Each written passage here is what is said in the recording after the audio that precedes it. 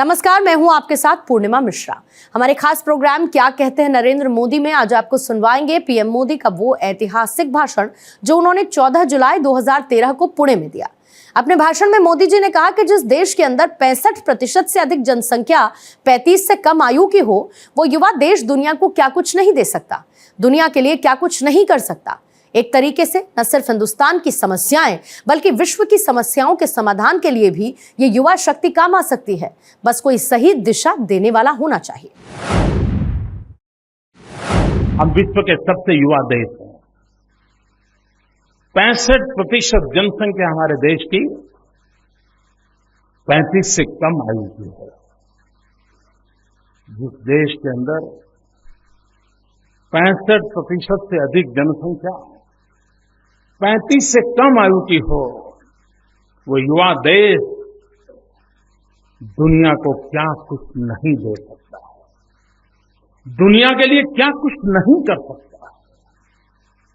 एक प्रकार से न सिर्फ हिंदुस्तान की समस्याएं, विश्व की समस्याओं के समाधान के लिए भी ये युवा शक्ति काम आ सकती है, बशर्ते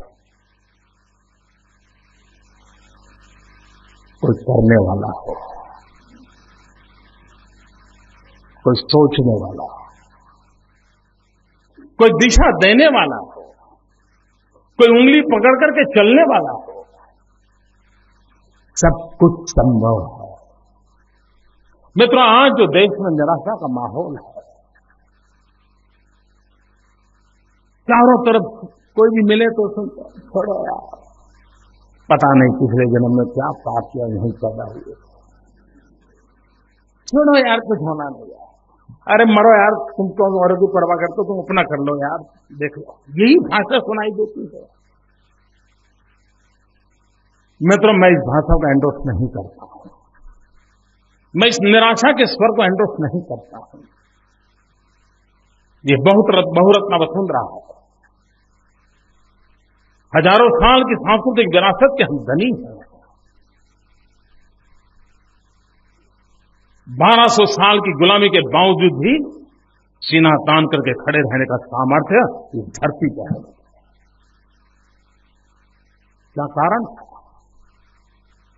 लोकमान्य तिलक ने अंग्रेज सल्तनत के उस समय ललकार किया था, स्वराज मेरा जन्मसिद्ध अधिकार है। वो कौन सा ताकत था, कौन सा आत्मविश्वास?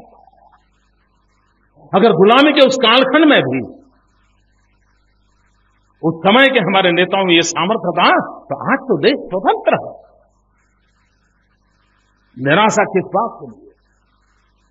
और इसलिए मित्रों,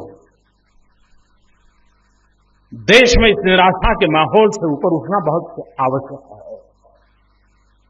और ऐसा नहीं है कि सब कुछ डूब चुका है, आज भी बहुत कुछ अच्छा होने की संभावना है।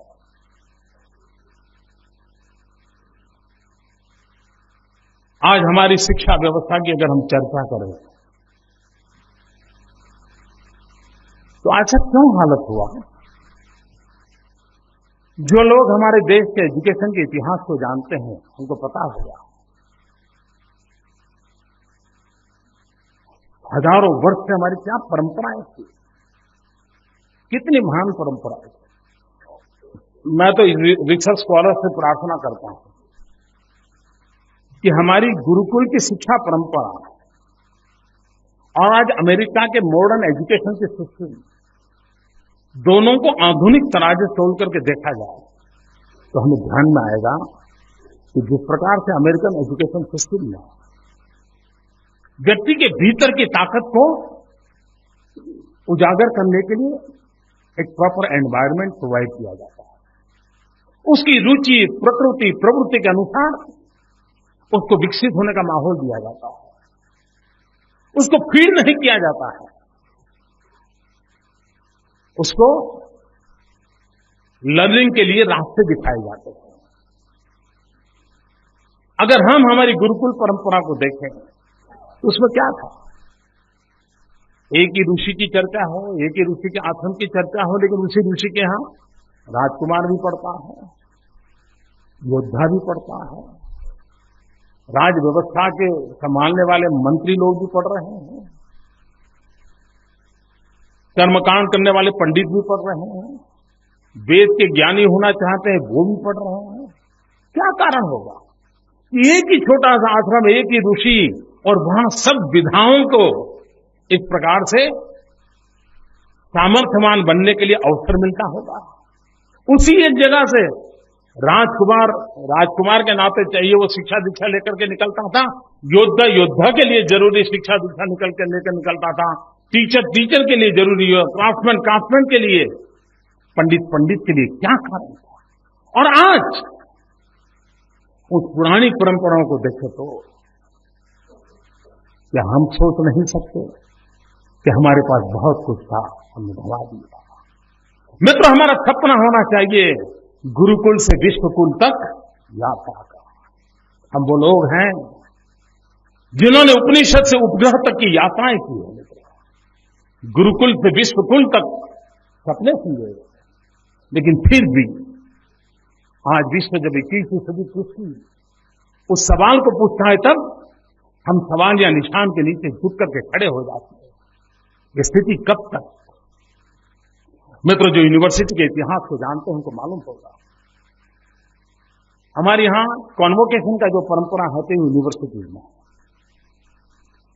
सबसे पहला कॉन्वोकेशन, उसका उल्लेख तैत्रेयी उपनिषद में मिलता है। दुनिया में मानव जात के इतिहास में सबसे पहला कॉन्वोकेशन तैत्रेयी उपनिषद में दिखाया जाता है, जो कि हजारों साल पुरानी रचनाएं हैं। मित्रों, अगर यूनिवर्सिटी के अवेलेबल हिस्ट्री को देखा जाए तो कहा जाता है कि पूरी मानव संस्कृति की विकास यात्रा में यूनिवर्सिटी शिक्षा की उम्र कभी 2600 साल हुई है, 2600 ईयर। और मित्रों, आज मैं गर्व से कहता हूं 2600 साल की इस शिक्षा दीक्षा के यात्रा में 1600 साल तक 1800 साल तक उस पर एक चक्री शासन किसी का रहा है तो हिंदुस्तान के हमारे शिक्षकों का रहा है, हमारी शिक्षा प्रणाली का रहा है। बीच के 800 साल जो हमारे गुलामी के थे, उस समय हमने सब गंवा दिया और विश्व की शिक्षा प्रणालियों ने अपना सर ऊंचा किया। 1800 साल तक शिक्षा के क्षेत्र में सर्वमान्य व्यवस्था हमारी यहाँ थी। हम नालंदा और तक्षशिला के लिए सुनते हैं, हम वल्लभी के लिए सुनते हैं। वल्लभी गुजरात में था, नालंदा तक्षशिला पूर्व के हिस्से में थे, और दुनिया से लोग पढ़ने के लिए यहां आते थे। और वल्लभी तो एक ऐसी शिक्षा व्यवस्था थी कि जहां पर विद्यार्थियों की सुविधा के लिए लोथल में स्वतंत्र समुद्र किनारे पर फोर्ट बनाया गया था, और करीब 84 देश के लोग वहां आते थे समुद्र तट पे लोथल में, और वहीं से नजदीक में 50 किलोमीटर की दूरी पर वल्लभी में जाकर के पढ़ाई शिक्षा दीक्षा लेते थे। ये हमारा भव्य इतिहास रहा। क्या हुआ मित्रों? देश आजाद होने के बाद अगर हमने हमारी इस महान परंपरा को फिर से उजागर करने के सपने देखे होते, आधुनिक शिक्षा की ओर हमने करवट बदली होती, विश्व की आधुनिक शिक्षा को ग्राह्य करने का हमने सोचा होता, तो 60 साल के इतिहास में हम बहुत कुछ कर सकते। आज भी मित्रों देखिए, मैं इस पवित्र धरती पर से कोई राजनीतिक बयानबाजी करना नहीं चाहता हूं, लेकिन भारत के नागरिक के नाते आजाद हिंदुस्तान के समय में सारे हिंदुस्तान के सामान्य नागरिक की आशा आकांक्षाएं थी, क्या वो आशा आकांक्षाएं परिपूर्ण हुई है? मित्रों, शिक्षा वो हमारे लिए मैन मेकिंग मिशन था। आज शिक्षा मनी मेकिंग मशीन बन गया है। क्यों? कौन जिम्मेवार है? मैन मेकिंग मशीन से हम मनी मेकिंग मशीन की ओर चल पड़े हैं। मित्र, ये गिरावट कैसे आई? क्या ये हमारे पूर्वजों ने हमें दिया था? ये हमारी परंपराएं थी? उस परंपराओं के सामने किसी ने तो खड़े होने की आवश्यकता है। और मैं मतलब निराश नहीं हूं।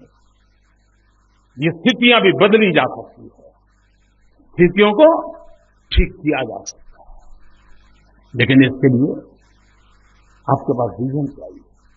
आप कल्पना करें मित्रों, आज भी श्रेष्ठ शिक्षा संस्थानों की जब चर्चा होती है तो किसकी होती है? फर्गुसन कॉलेज की होती है, शांति निकेतन की होती है, मालवीय जी द्वारा प्रारंभ की हुई हिंदू बनारस हिंदू यूनिवर्सिटी की होती है, बिट पिलानी की होती है। इसमें कहीं सरकार है क्या? कहीं सरकार नजर आती है क्या? महात्मा गांधी जी द्वारा प्रारंभ किया गया विद्यापीठ तरफ नजर जाता है, गुजरात विद्यापीठ पर। कहने का तात्पर्य यह है मित्रों कि आजादी के पहले देश गुलाम था, तब भी हमारे इन महापुरुषों ने शिक्षा का महत्व समझा और समझ करके जिन संस्थानों को जन्म दिया था, किसी की उम्र 100 हुई होगी, किसी की 80 हुई होगी, किसी की 100 से ऊपर हुई होगी, इन सब में किसी न किसी महापुरुष का योगदान है, शासन व्यवस्था का योगदान नहीं है। क्या आजादी के बाद कोई ऐसी चीज नहीं कर सकते थे कि जिसके कारण पूरे विश्व के अंदर हम गर्व से कहें कि हाँ भाई, शिक्षा के क्षेत्र में हम ये काम कर रहे हैं? ये नहीं हुआ। मित्रों, मैंने खुद तो गैजेट को स्टडी नहीं किया, लेकिन मुझे किसी ने के भाषण में मैंने बहुत सालों पर सुना था। 1835 के गैजेट कहते हैं, 1835 कहते कि उस समय बंगाल 100% लिटरेट था 1835 में। आज क्यों ऐसा हुआ? क्या आजादी के बाद उन सपनों को पूरा न कर पाया? मित्र, आप देखिए केरल में, केरल आज शिक्षा के क्षेत्र में हर गांव में शिक्षा पहुंचाने में सफल हुआ। पूरे देश में केरल में एक बहुत अच्छा काम है, लेकिन उसकी बारीकी में जाएं तो ध्यान में आता है कि सरकारों का योगदान नहीं है। शिवगिरी मठ के नारायण गुरु महाराज हो गए 100 साल से अधिक समय के पहले। पिछड़ी जाति में पैदा हुए थे, लेकिन उन्होंने एक मंत्र लिया था कि मुझे केरल के हर बछवाड़े को शिक्षित करना है, गरीब को शिक्षित करना है, और उसका परिणाम ही आया। 100 साल पहले नींव डाली गई, आज केरल शिक्षा के दिशा में समग्र देश के लिए एक प्रेरक उदाहरण बनकर बैठा है। योगदान किसी का? शिवगिरी मठ के नारायण गुरु स्वामी का, जिन्होंने अपना जीवन इस काम के लिए खपाया था। कहने का मेरा तात्पर्य यही है मित्रों कि व्यक्तिगत तौर पर आजादी के पूर्व से हमारे कई महापुरुषों ने योगदान दिया, उसके कारण हम टिके हुए हैं। काश अच्छा होता। समयानुकूल परिवर्तन के साथ मैं मित्रों काल बाह्य चीजों को छोड़ने का पक्षकार हूं, मैं आधुनिकता का पक्षकार हूं, लेकिन मॉडर्नाइजेशन विदाउट वेस्टर्नाइजेशन। आधुनिकता चाहिए, पश्चिमीकरण नहीं। हमारे अपने सामर्थ्य हैं मित्रों, हम हमारी शिक्षा को विश्व के सामने आंख से आंख मिला करके ताकत के साथ खड़ा कर सकें, ऐसे हम हमारे नौजवान क्यों नहीं चाहते? मित्रों, दुनिया हमारी शक्ति को मानने को तैयार नहीं थी, लेकिन जब हमारे 20-25 साल की उम्र के नौजवान आईटी के क्षेत्र में उन्होंने अपना रुतबा दिखाना शुरू किया और दुनिया को उंगली पर नचाने के लिए कंप्यूटर का उपयोग करके विश्व में फैल गए, तब जगत को ध्यान में आया, अच्छा हिंदुस्तान के पास ये भी है। ये सामर्थ्य हमारे लोगों ने दिखाया। क्या मित्रों हम इन्हीं चीजों को आगे नहीं कर सकते हैं? मित्रों, आज पूरे विश्व में 21वीं सदी हिंदुस्तान की सदी, इसकी चर्चा हम कई दिनों से सुन रहे हैं। हमारे कान इन सबको सुनते सुनते थक गए। लेकिन क्या कभी हमने 21वीं सदी हिंदुस्तान की सदी बने, उसके लिए कभी सोचा मित्रों?